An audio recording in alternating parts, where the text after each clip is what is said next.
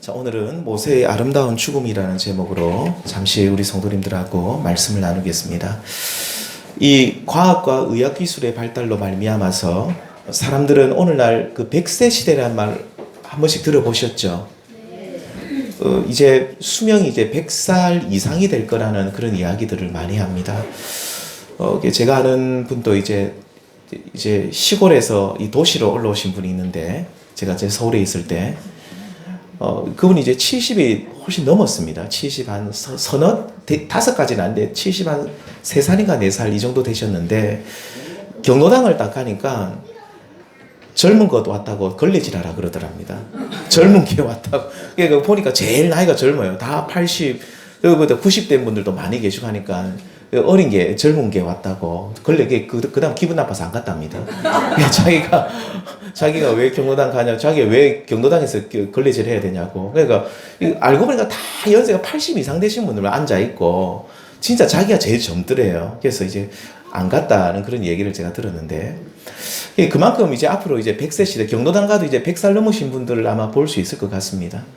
제가 어릴 때 저희 부모님이 이제 아버지가 이 동네 어른들 세배, 요즘 그런 거 잘 안 하는데 이제 손잡고 세배를 시키러 이렇게 명절 되면 보면 이제 제가 아직도 생각나는 게 저희 동네에 딱 90 넘은 분이 한 분 계셨어요.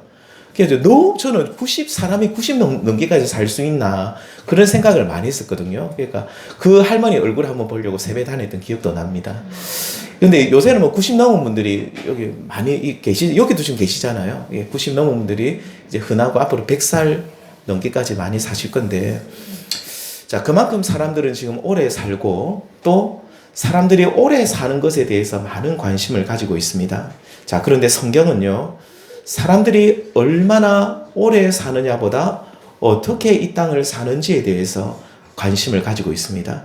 그냥 오래 사는 것이 과연 그것이 무조건 복인가? 성경을 제가 묵상을 하고 말씀을 보면 꼭 그런 것은 아닌 것 같습니다. 오래 사는데 자기만을 위해 잘 먹고 잘 사는 인생보다는 비록 짧은 인생을 살지만 생명 대신 구주 예수를 믿고 그분과 더불어 살아가는 그 인생이 더 복되지 않을까라는 생각을 해보게 되는데요. 자, 성경은 이렇게 사람이 이 땅에서 어떻게 하면 오래 사는지에 대한 말씀은 없고요. 어떻게 사는지에 대한, 어떻게 살아야 되는지에 대한 말씀을 많이 하고 있고, 그래서 너희는 이 땅을 살 때 이렇게 살고 저렇게 살아라는 권면의 말씀들이 많이 들어있고, 또 두 번째는 어떻게 죽는지에 대해서도 성경은 많은 관심을 가지고 있습니다. 자, 처음에는 굉장히 겸손하고 뛰어난 왕이었지만 이스라엘의 이제 왕이 되고 나서 이 사람이 굉장히 교만해졌습니다. 그래서 끊임없이 다윗을 또 주변 사람들을 시기하고 질투하고 막 그런 참 그렇게 인생 어렵게 살다가 마지막은 길보아 산에서 비참하게 전투 중에 죽었던 그 왕이 사울 왕이죠. 이 사람은 굉장히 뛰어난 사람이었어요. 굉장히 대단한 사람이었는데 그 마지막이 참 비참합니다. 그런데 이렇게 참 안타까운 죽음을 맞이한 사람도 있는데, 반면에 오늘 성경에 나온 이 모세는요, 그의 삶 자체도 아름다웠지만 그의 죽음도 너무나도 참 복되고 아름다운 사람이었습니다. 오늘 말씀을 통해서 모세의 죽음이 왜 아름다운 죽음이었는지 잠시 세 가지로 말씀을 나누어서 살펴보도록 하겠습니다. 첫 번째, 모세의 죽음이 아름다웠던 이유는 그는 지금 죽음 앞에서 바라보아야 할 것을 바라보고 있기 때문이죠. 지금 모세가 서 있는 곳은 모압 평지 느보산인데, 이 느보산에서도 가장 높은 곳인 비스가 산 꼭대기에 서 있습니다. 자, 죽음을 앞둔 그가 지금 바라보고 있는 것은 지금 뭘 바라보고 있습니까? 지금 얼마 안 있으면 죽습니다. 뭘 바라보고 있나요? 다름 아닌 가나안 땅을 바라보고 있습니다. 하나님께서는 모세의 눈을 여십니다. 영적 눈을 여십니다. 이 눈을 여셔가지고 길앗 온 땅을 단까지 보여주시고, 납달리, 에브라임, 므낫세의 땅과 서해까지의 온 유다 땅까지 다 볼 수 있도록 하나님께서 해주시죠. 자, 어떤 학자들은 모세가 이렇게 그 비스가 산에 올라가서 그 이스라엘 온 땅, 그러니까 가나안 온 땅을 다 봤다는 이 부분에 대해서 모세가 실제로 본 게 아니고, 모세는 정말로 거기서 일부만 봤는데, 비스가에서 가까운 그 지역 일부만 봤는데 확대 해석해서 기록하고 있다라고 말하는 학자들도 있지만 결코 그렇지 않습니다. 모세는 하나님의 약속대로 주의 큰 능력으로, 자, 인간의 시력으로는 다 볼 수 없는 가나안의 동서남북을 하나님이 보여주시는 거죠. 그러니까 하나님이 보여주시면 다 봅니다. 다 보고 있습니다. 이렇게 모세는 죽음 앞에서 마땅히 바라보아야 할 가나안 땅을 바라보면서 그 가나안 땅을 보면서 너무나도 기뻐하고 있는 것이죠. 물론 성도님들, 모세가 가나안을 바라보고 있지만 이 모세는 가나안 땅에 들어갑니까? 못 들어갑니까? 못 들어갑니다. 바라만 보고 못 들어갑니다. 그것으로 인해서 참 모세가 불쌍해 보일 수도 있죠. 이제 저희 아버님이 옛날에 위장병이 나셔가지고 굉장히 고생했는데, 저희 아버지가 하신 말씀이 제일 힘든 게, 위장병이 제일 힘든 게 뭐냐면 맛있는 게 앞에 있어도 먹지를 못한다는 게, 바라만 보고 먹을 수 없다는 게 참 힘들다는 말씀을 많이 들었습니다. 그래서 이게 참 모세도 그렇죠. 이 가나안 땅을 다 보았는데 하나님이 주신 시력으로, 영적 시력으로 진짜 가나안 온 땅을 다 구석구석까지 다 보았는데 들어가지는 못하는 겁니다. 참 불쌍해 보일 수가 있죠. 자, 그런데 왜 못 들어가느냐? 성경에 보면 민수기 20장에 보면 모세가 가데스에서 이 여호와의 하나님의 거룩하심을 드러내지 못했기 때문에 가나안 땅에 들어갈 수 없다라고 하나님이 말씀하십니다. 지팡이를 두드리는 것이 아니라 명령을 해야 되는데 반석을 향해서 막 두드리고 자신의 감정을 드러내고 하여튼 그런 부분들은 있습니다. 그런데 이제 우리가 이 모세를 보면서 물론 그런 실수도 했지만 모세를 보면서 안타까운 마음이 드는 것은 이 모세는 진짜로 가나안 땅에 들어가야 할 사람인 것이죠. 다른 사람은 몰라도 모세는 들어가야 된다고 저는 성경을 읽을 때마다 그런 생각을 많이 했습니다. 모세는 애굽에서 그렇습니다. 왕자였거든요. 모든 부귀영화를 누릴 수 있었는데 그것을 포기하고 하나님의 부르심을 받들어서 믿음으로 그 백성들을 이끌어서 출애굽시키고 40년간 광야 생활할 때 얼마나 고생했겠습니까? 그 수많은 그 역경들을 이겨내고 또 광야 생활을 했을 뿐만 아니라 하나님께로부터 시내산에서 율법을 받아서 백성들에게 전하고 정말로 그 말씀에 순종하기 위해서 애쓰고 노력했던 사람이 다름 아닌 모세였죠. 그래서 다른 사람은 몰라도 진짜 모세는 가나안 땅에 들어가야 한다라고 우리 성도님들 생각을 해볼 수 있죠. 예, 얼마든지 생각할 수 있습니다. 저도 그런 생각을 많이 했는데, 그런데 모세는요, 이 가나안 땅에 들어가지 못합니다. 왜요? 하나님이 허락하지 않으시거든요. 심지어 신명기 3장에 보시면 모세는 모압 평지 이곳에서 가나안 땅을 앞에 두고 하나님 앞에 어떻게 기도하냐면 신명기 3장 24절에 보면 주 여호와여 구하옵나니 나를 건너가게 하사, 어디를요? 이 요단강을 건너가게 하사 요단 저쪽에 있는 아름다운 땅, 아름다운 산과 레바논을 보게 해 주십시오. 무슨 말입니까? 하나님 이 가나안 땅에 좀 들어가게 해 주십시오 라고 정말로 간절히 기도하는 말씀이 나오거든요. 그런데 하나님께서는 이러한 모세의 간구에 대해서 니는 그만해도 족하다, 됐다, 너는 바라보는 것만 해도 족하다 라고 하시면서 결국 가나안 땅에 들어가는 것을 허락하지 않으십니다. 자, 오늘 우리는 모세의 이런 모습을 보면서 진짜 이 모세 불쌍하다, 고생은 고생대로 다 하고 바라만 보고 들어가지 못하는 이 모세가 왜 이렇게 불쌍하냐라는 이런 시각보다는 지금 그가 죽음 앞에서 무엇을 바라보고 있는지 우리는 거기에 관심을 가져야 합니다. 애굽 궁전에서 그 생활을, 그 좋은 생활들을 다 접고 하나님 종으로 이스라엘 백성들을 인도했던 모세는 지금 약속의 땅 가나안을 바라보면서 이 가나안 땅만 바라보며 40년간 광야 생활을 했고, 그리고 지금도 죽음 앞에서 다름 아닌 다른 어떤 것이 아닌 지금 뭘 바라보고 있습니까? 가나안 땅을 지금 하나님이 주신 시력으로 바라보고 있는 것이죠. 그가 이스라엘 백성들로 인해서 당했던 고난, 얼마나 많은 고초를 받았습니까? 그리고 오랜 광야 생활로 인한 피곤함, 그리고 그가 약속의 땅 가나안을 밟지 못한다는 그 절망감, 이 모든 것들은 그가 지금 바라보고 있는 이 가나안 땅을 바라보고 있는 그 영광, 이 땅을 바라보는 자체가 영광이거든요. 그 영광에 비하면 이 모든 것들은 정말로 사소한 것에 불과한 것들이었습니다. 히브리서 11장 말씀해 보시면 믿음의 장인데 여기에 등장하는 사람들은 바라보아야 할 것들을 바라보는 사람들이었습니다. 믿음은 뭐냐면 우리가 정말로 바라볼 것을 바라보는 것이 믿음이죠. 히브리서 11장 16절 보시면 그들이 이제는 더 나은 본향을, 가나안 땅입니다, 더 나은 본향을 사모하여 라고 말씀하죠.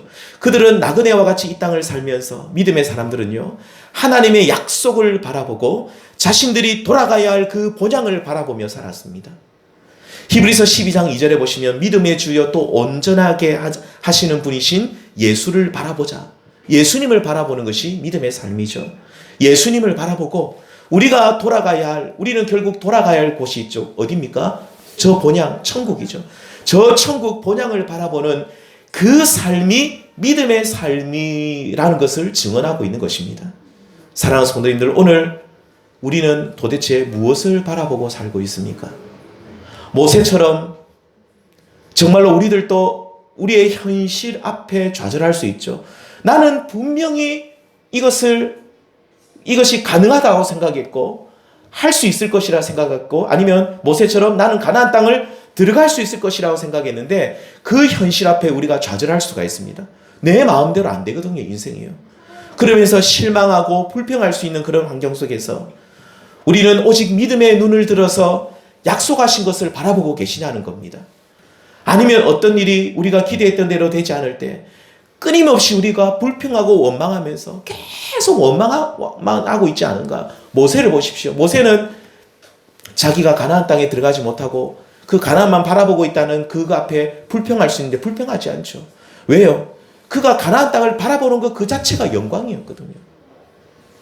간절히 바라옵는 것은 우리 모든 성도님들께서는 하나님이 주신 약속을 꼭 붙드시면서 그것을 바라보시면서 우리가 돌아가야 할 저 본향, 가나안과 같은 저 천국을 소망하시며 그 저 본향을 바라보시고 살아가시는 우리 귀한 성도님들이 다 되시기를 바랍니다. 하나님 앞에서 아름다운 그 마지막을 맞이하는 사람은요, 오직 이렇게 모세처럼 바라보아야 할 것을 바라보는 사람임을 기억하시면서 약속하신 것을 바라보시고 저 천국을 우리 모든 성도님들 저와 함께 다 저 본향을 사모하시는 복된 성도님들이 다 될 수 있기를 우리 주님의 이름으로 간절히 바라고 소망합니다. 자, 두 번째입니다.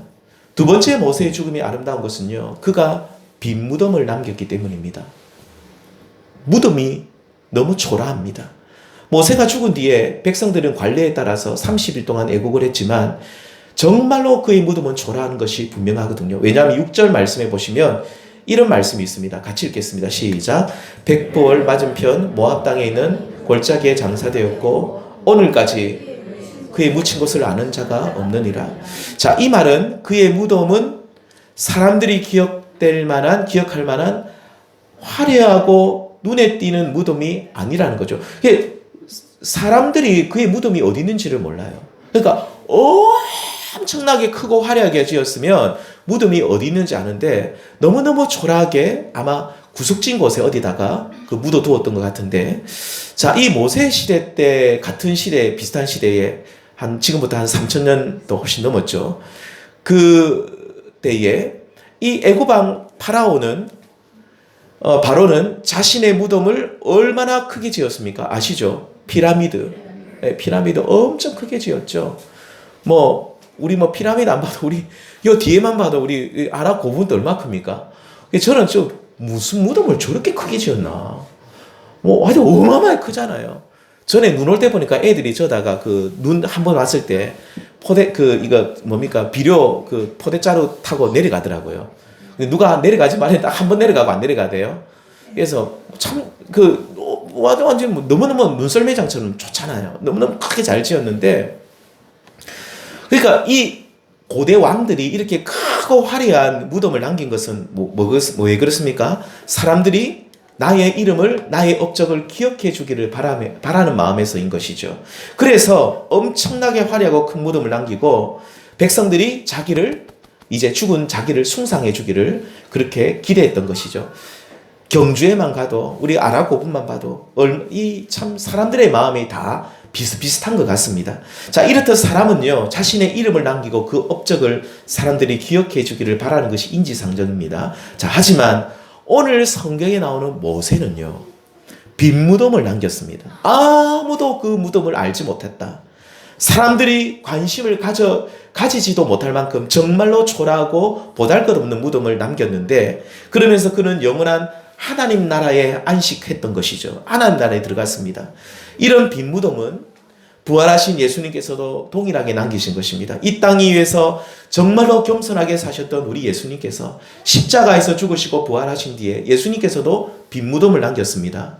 우리가 잘 아는 세례 요한도 그리스도께서 오실 길을 예비하면서 그가 나는 외치는 자의 소리라고 말합니다.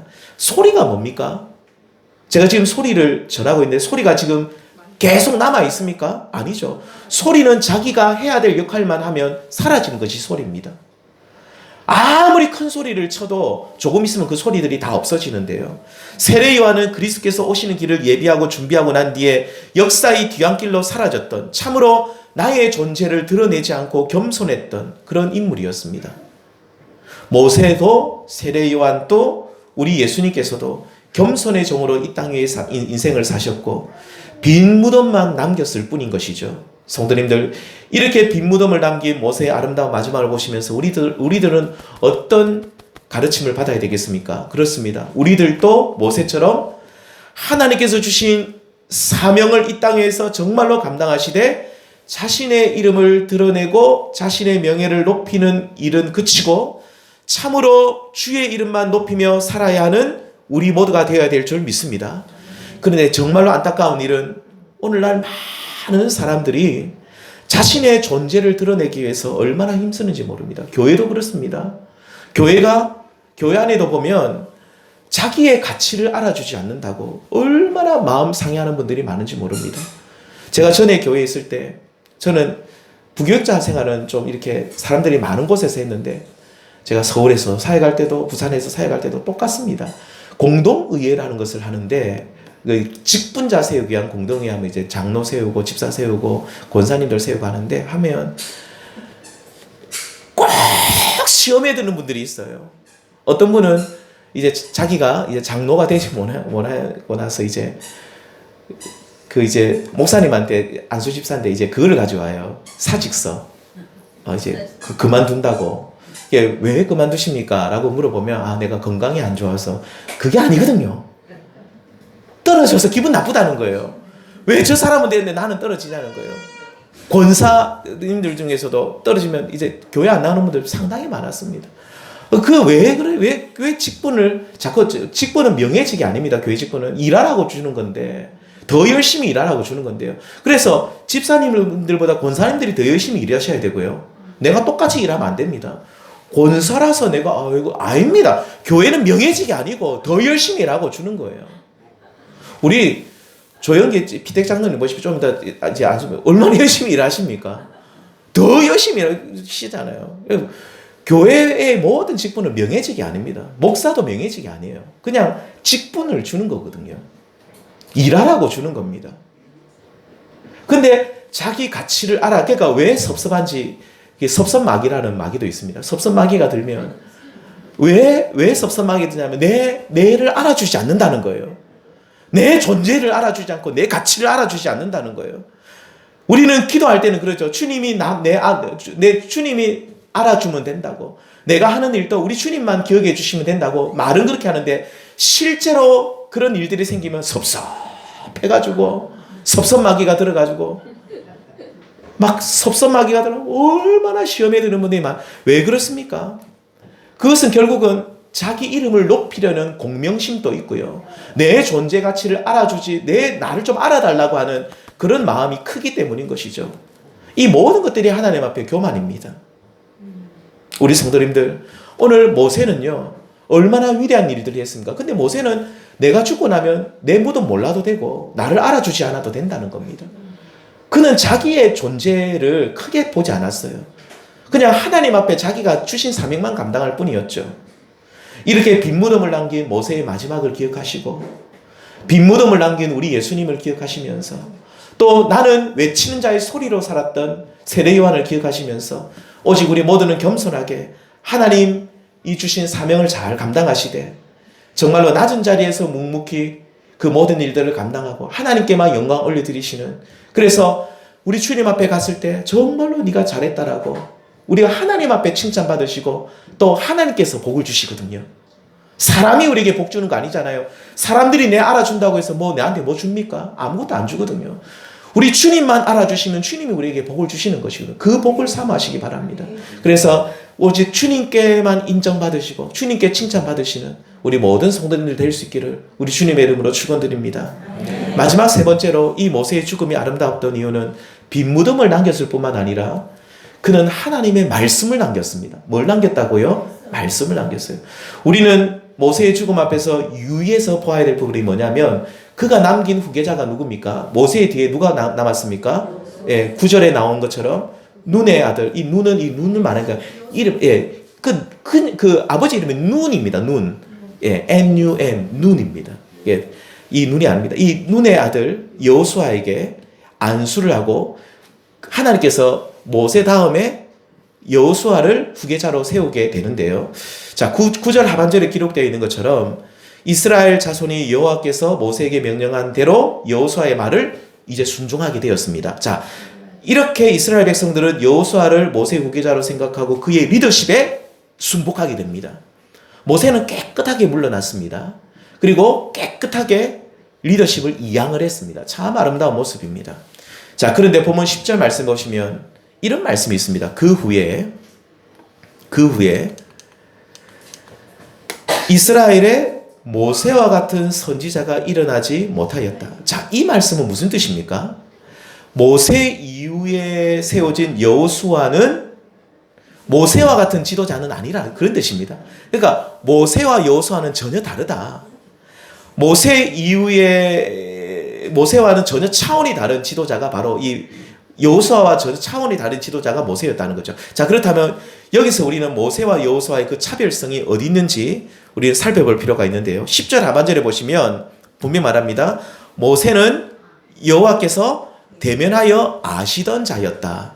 자, 그렇다면 모세는 어디서 하나님을 직접 대면했습니까? 자, 그렇다면 또 여호수아는 하나님과 만남을 가지 그러면 모세는 하나님과 대면하고 하나님과 만남을 가졌는데 여호수아는 하나님을 전혀 만나지 못한 사람이었는가? 그렇지 않습니다. 물론 정도의 차이는 있지만 여호수아 또한 믿음의 사람이었고 하나님을 만난 사람이었고 하나님과 동행하고 가나안 땅을 정복할 때에 여호수아 보십시오. 진짜 믿음의 사람입니다. 하나님 앞에 물어보고 담대하게 나아가죠. 자, 그렇다면 여기서 모세가 여호수아와 차별되게 하나님을 대면하여야 한다는 말은 어떤 의미를 가지는가? 바로 모세는 여호수아와 다르게 그리고 그 이후에 세워진 어떤 선지자와는 전혀 다르게 하나님과 대면을 하면서 뭘 받았냐면 율법을 받았다 그 말입니다. 모세하고 여호수아의 차이는 뭐냐면 모세도 여호수아도 믿음의 사람이고 하나님과 다 대면하고 정말로 신실했던 사람들인데 여호수아와 모세의 차이는 뭐냐면 모세는요 다른 선지자들도 그런 것도 못했습니다. 율법을 받았어요. 출애굽기 19장 3절에 보시면 이런 말씀이 있습니다. 모세가 하나님 앞에 올라가니 여호와께서 산에서 그를 불러 말씀하시되 너는 이같이 야곱의 집에 말하고 이스라엘 자손들에게 말하라. 자, 여기 보시면 모세는 하나님의 부르심으로 시내산에 올라가서 하나님을 만나 뵙고 그리고 이스라엘 자손들에게 말하라라는 이 말은 뭐냐면 그가 율법을 받거든요. 이 율법을 받았다는 뜻입니다. 이렇게 모세는요 하나님과 대면하여서 율법을 받았습니다. 대표적으로 십계명의 두 돌판을 받았죠. 이 율법을 받아서 이 율법을 백성들에게 막 전했던 거예요. 그런데 모세 이후에 어떤 사람도 모세처럼 하나님을 만나긴 만났는데 만나면서 모세처럼 율법을 이 토라를 십계명을 받은 사람은 아무도 없었다. 우리는 여기서 모세의 마지막에 아름다운 이유를 찾을 수 있습니다. 그것은 그의 죽음 이후로 자 보십시오. 모세가 죽고 난 뒤에 어떤 일이 일어나냐면 백성들이 하나님 말씀을 따라 살아가는 그런 역사가 일어나게 되는 겁니다.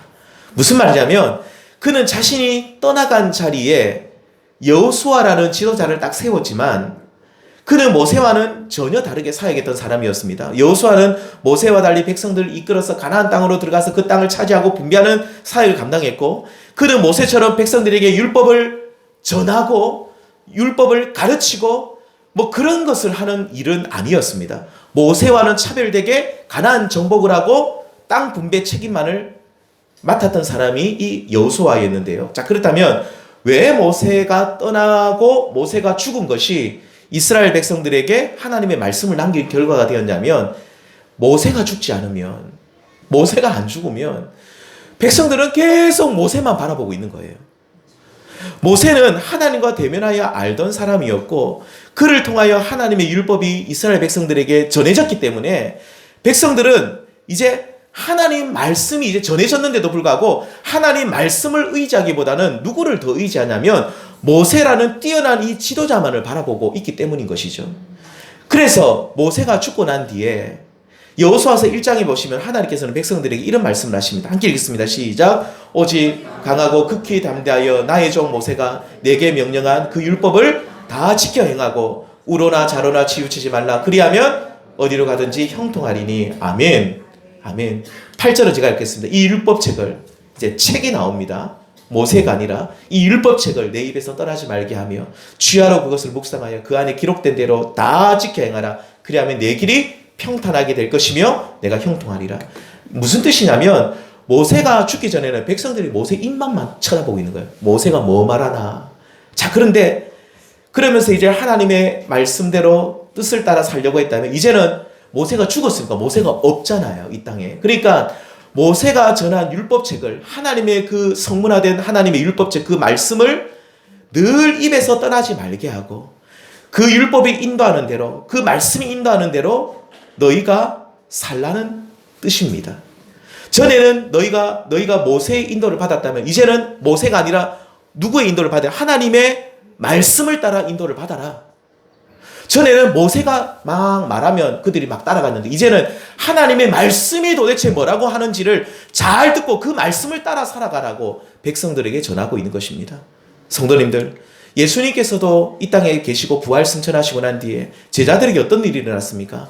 제자들이 예수님이 승천하시고 난 뒤에 오순절 마가다락방에서 성령을 받았고 성령의 충만함을 받은 이 제자들이 이제는 성령의 인도를 따라 살게 되고 또 새로운 능력을 그들이 맛보았습니다. 그래서 예수님께서 요한복음 16장 7절에 그러나 내가 너희에게 실상을 말하노니 내가 떠나는 것이 너희에게 뭐라고요? 유익하다.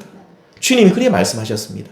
마찬가지로 이스라엘 백성들도 모세가 떠나고 나니까 이들은 모세가 전했던 그 율법을 이제부터 기억하게 되는 거예요. 그 말씀을 이제 생각하게 되는 거예요. 그 하나님의 말씀을 따라 살아가는 기회가 이제 주어지게 되었던 거예요. 그러므로 모세가 죽은 것이 백성들에게는 큰 슬픔이었지만 모세가 떠났기 때문에 이제 가나안 땅을 정복할 때 오직 하나님의 말씀의 인도를 받을 수 있었고 그리고 그 말씀을 따라갈 때 주시는 형통의 복을 누릴 수 있게 된 것이죠. 이렇게 성도님들, 하나님의 말씀을 백성들에게 남기고 이 말씀을 따라갈 수 있는 기회를 준 모세의 죽음. 모세가 죽었기 때문에 이제 백성들이 하나님 말씀을 따라 살아가는, 그래서 모세의 죽음은 복된 죽음이었습니다. 모세는 말씀을 남겼습니다. 호랑이는 죽어서 가죽을 남기고 사람은 죽어서 이름을 남긴다는 그 속담을 아실 것인데, 자, 그렇다면 우리 그리스도인들은, 성도는 죽어서 뭘 남겨야 되겠습니까? 하나님의 말씀을 남겨야 될 줄 믿습니다. 우리가 그러면 어떻게 말씀을 남깁니까? 우리가 모세처럼 율법을 받은 사람들도 아닌데요. 어떻게 말씀을 남깁니까? 그것은 바로 우리가 이 땅을 살면서 하나님의 말씀대로 순종하는 생활을 하는 것. 그것이 우리의 삶 속에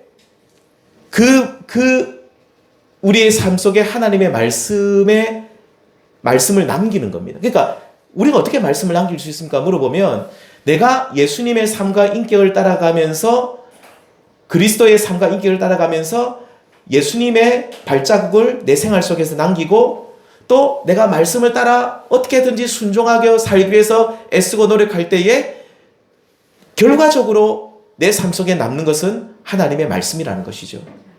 성도님들, 자녀들에게 우리가 유산을 많이 남기는 것이 아니라 하나님의 말씀을 따라갔던 우리의 삶의 발자취를 남기는 것이 가장 복된 것임을 믿으시기를 바랍니다. 우리 매주일마다 선포되는 하나님의 말씀에 귀를 기울이시고, 그리고 매일매일 우리 성도는 꼭 성경을 읽으십시오. 성경을 읽고 묵상하심으로써 우리의 삶 전부가 하나님의 말씀 안에 거하는 복된 모습이 되기를 간절히 소망합니다. 그래서 날마다 말씀에 따라 순종하는 삶을 통해서 우리 자녀들에게, 우리 손주들에게 하나님의 말씀을 유산으로 남길 수 있는, 말씀을 유산으로 남기면 어떤 역사가 있습니까? 우리 자녀들의 삶이 말씀을 따라가게 되고, 말씀을 따라가면 어떤 일이 일어날까요? 형통하게 되는 것이죠. 좌로나 우로나 치우치지 않고 형통하게 되는 하나님의 복을 받는 은혜를 우리 자녀들도 누리게 된다는 것입니다. 그래, 우리 성도님들, 우리는 자녀들에게 무엇을 남길까라고 생각할 때 꼭 하나님의 말씀을 남기시는데, 내가 말씀대로 살아가는 그 삶의 모습을 우리 자녀들에게 꼭 보여주시기를 바랍니다. 나는 어떤 일이 있어도 내가 하나님께 주신 물질을 이렇게 해서 하나님 앞에 드리는 삶을 살았고, 또 나는 내 어려운 중에서 나는 꼭 하나님 앞에, 어려운 환경 속에서 하나님 앞에 꼭 기도했고, 내가 교회를 이렇게 사랑하고 섬겼고, 내가 주일 예배를 이렇게 빠지지 않고 늘 잘 드렸고, 그리고 내가 매일매일 하나님 앞에 나아가서 내가 기도하고 내가 말씀 묵상하는 삶을 살았다. 이 모습을, 그러니까 우리 자녀들에게 내가 아무리 말해봤자 기억이 안 남거든요. 저도요, 우리 성도님들, 제가 이때까지 배웠던 우리 목사님들이 정말로 많이 있어요. 뭐 어릴 때부터 목사님들도 많이 바뀌고 전도사님들도, 제가 머릿속에 기억나는 것은 그 목사님들이 어떻게 살았는지밖에 기억이 안 나요. 죄송하지만 그분이 뭘 말씀을 전했지? 물론 생각나는 것이 조금은 있지만 많이 생각 안 나고, 지금 생각해보면 그분들이 어떻게 살았는지가 결국 제 머릿속에 남아있더라고요. 우리 자녀들은 안 그럴 것 같습니까? 그리고 우리 성도님들도 내가 어떻게 살아가는지 모습을 결국은 보게 될 것입니다. 그래서 저도 두렵고 떨리는 마음으로 이 말씀을 전하고 있습니다. 우리 성도님들, 모세의 이 마지막이 아름다웠던 것은 말씀을 남겼다는 이 사실.